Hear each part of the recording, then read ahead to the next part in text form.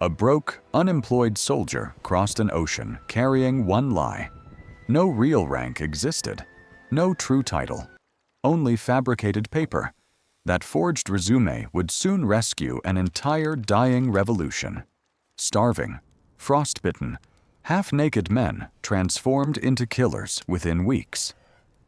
This is the fraud that secretly built America's deadliest army.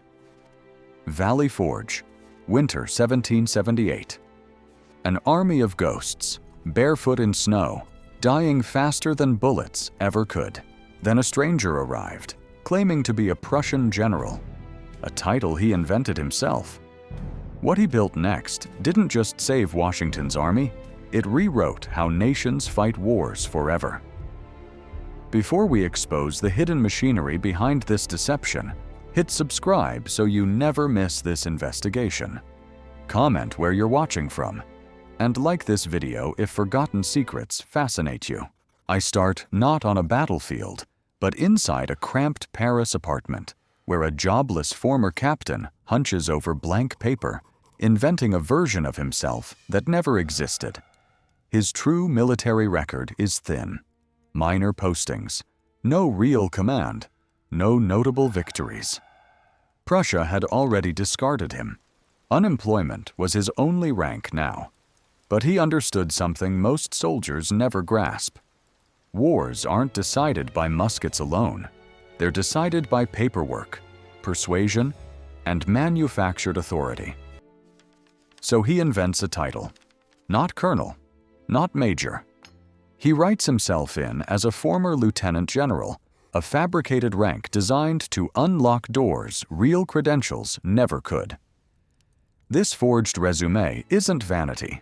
It's a calculated infiltration tool, engineered to exploit a desperate American diplomat hunting for European military expertise. Benjamin Franklin, negotiating in Paris, is drowning in requests from foreign officers claiming grand expertise. Most are frauds. He has no reliable method to verify any of them. This is the hidden system I want you to see. A broken verification network, where reputation could be manufactured faster than facts could be checked. The forger's letters exaggerate battle experience, invent aristocratic connections, and imply personal closeness to Frederick the Great, a monarch he barely served under. Franklin, overwhelmed and desperate for credibility to send home, unknowingly becomes the unwitting distributor of this fabricated identity across the Atlantic. And so, a broke, unemployed, fraudulent former captain is about to be introduced to George Washington not as a liar, but as a savior. I arrive now at Valley Forge, February 1778, where the fabricated general steps off his horse into a camp that looks less like an army and more like a graveyard waiting to happen. 2,000 men have no shoes. Disease spreads faster than orders. Muskets sit unused because nobody agrees on how to load them the same way twice. This is the hidden crisis rarely taught. America's revolution wasn't collapsing from lack of courage. It was collapsing from lack of standardized systems. Every regiment drilled differently, depending on which European manual, if any, their officers had once glimpsed. Chaos wasn't an accident. It was structural. The fraudulent general recognizes something Washington's officers had missed. Winning wars requires repeatable systems, not scattered heroism. So he does something radical. He selects 100 soldiers, not to inspire them, but to engineer them into a working prototype unit. He speaks no English. His commands pass through translators, sentence by sentence, syllable by syllable, turning drills into painstaking exercises in patience. Yet within days, this single demonstration company begins moving with unnatural precision, turning, loading, marching as one synchronized machine. Word spreads through camp faster than disease had. Other soldiers watch, uncertain whether they're witnessing genius or theater. What none of them yet realize is that this fabricated general is quietly building something no royal army had ever attempted. A standardized system designed to manufacture soldiers, not just train them. I return to the drill field, where whispers about the strange foreign officer are turning into something closer to obsession among Washington's exhausted, doubtful officers. What they don't yet understand is that this man isn't teaching tactics. He's engineering an invisible machine built from timing, repetition, and ruthless simplification.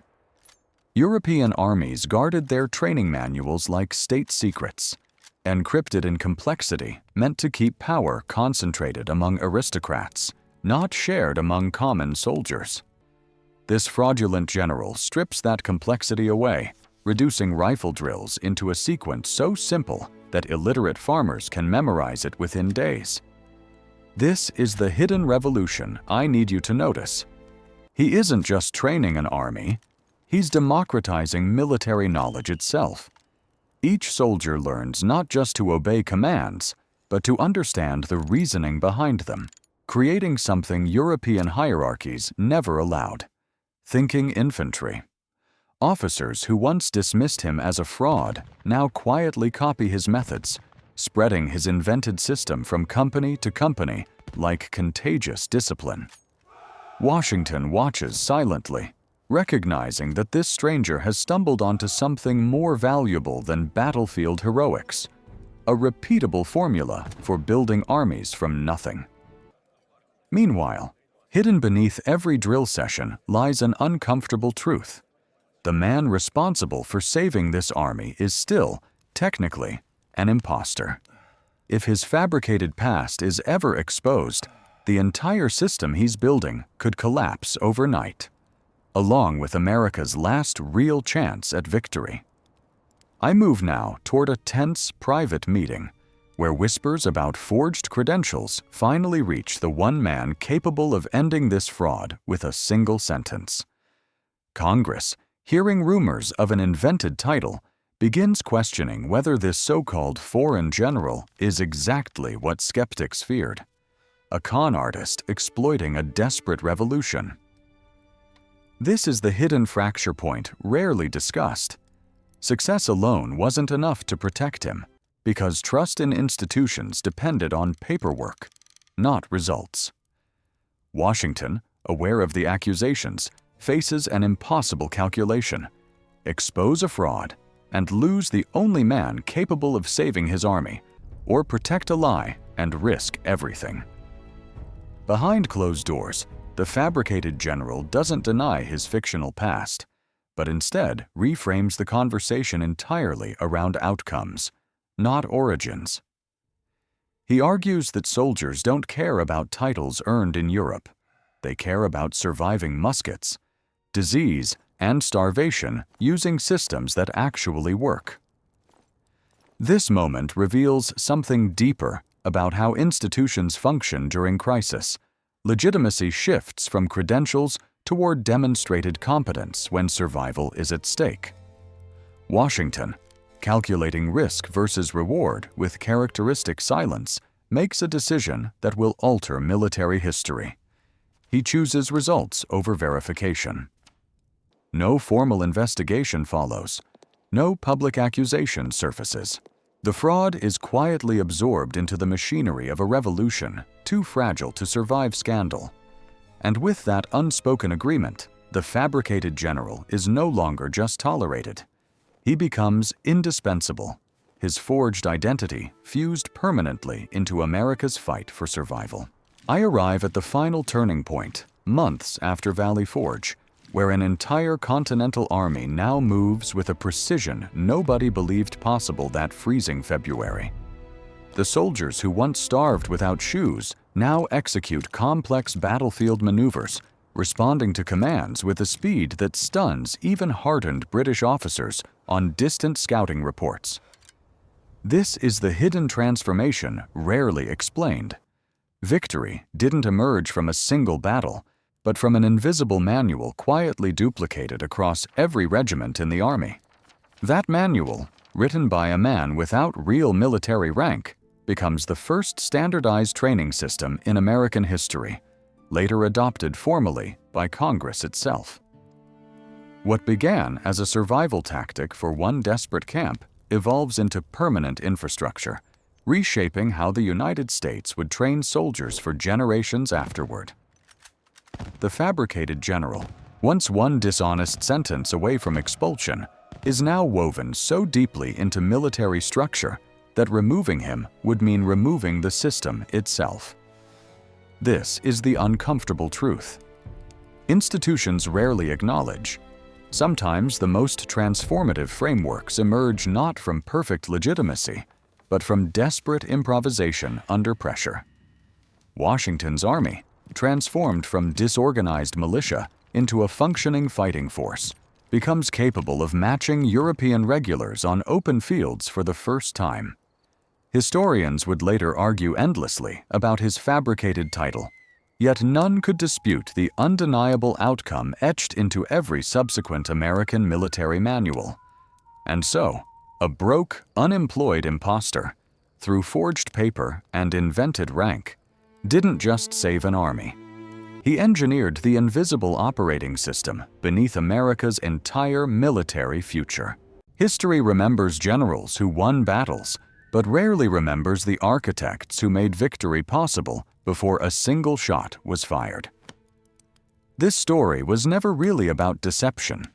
It was about how desperate systems sometimes accept brilliant lies over honest mediocrity. The forged rank faded into footnotes, but the training system it created became permanent infrastructure, embedded silently into every American military manual that followed. So the next time you read "self-made" in a history book, ask yourself, how much of it was skill, and how much was simply nobody checking the paperwork in time?